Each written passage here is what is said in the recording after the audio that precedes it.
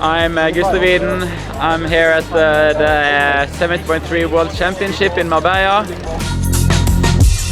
So tomorrow I will still be using the core sensor, like it's just a very small one, like it's on my heart rate belt. So I'm not expecting to be struggling with the weather or the heat or the humidity tomorrow, but it's still like a benefit to have done those sessions, like to be able to both get up the sweat rate, but also like to increase the blood volume.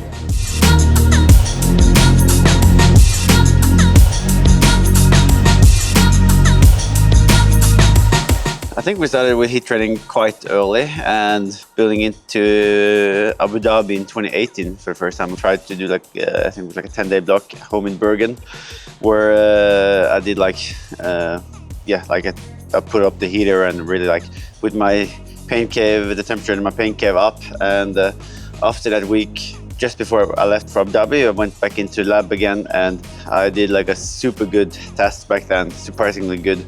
And that was maybe like the first time we realized how big of a change heat training could do to the performance.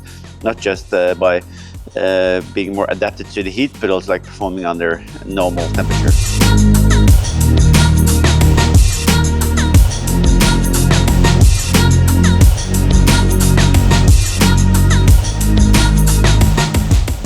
It's definitely a different mental challenge than a normal training. In normal training, you kind of have to push yourself really hard to get the same sensation.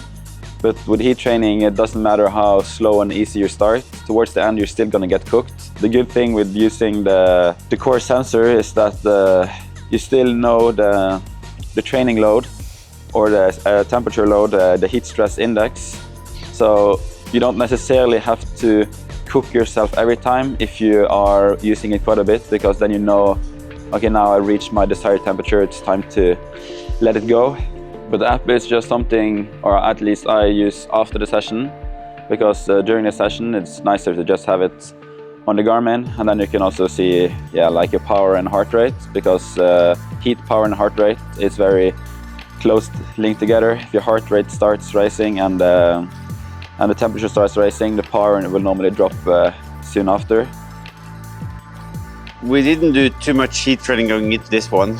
We had the bigger blocks going into Frankfurt and Texas and Nice, with like in between there with the heat training, where we've done a lot of indoor training with like overdressed, as well as getting dressed for like -5 degrees while running out in 25 degrees, and really feeling cooked by the end.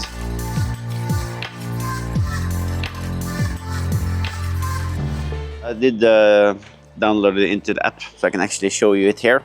If we were supposed to do heat training going into this race, it would have been just for the blood plasma and the benefits of having extra blood volume, and not for the being heat adapted in itself. Because as you can see on my data here from yesterday, like my highest heat index score was 1.2. So it's really, really low, with the core temperature being like 38.39. So as you can see, like during the whole race, it's more like I was basically just warmed up.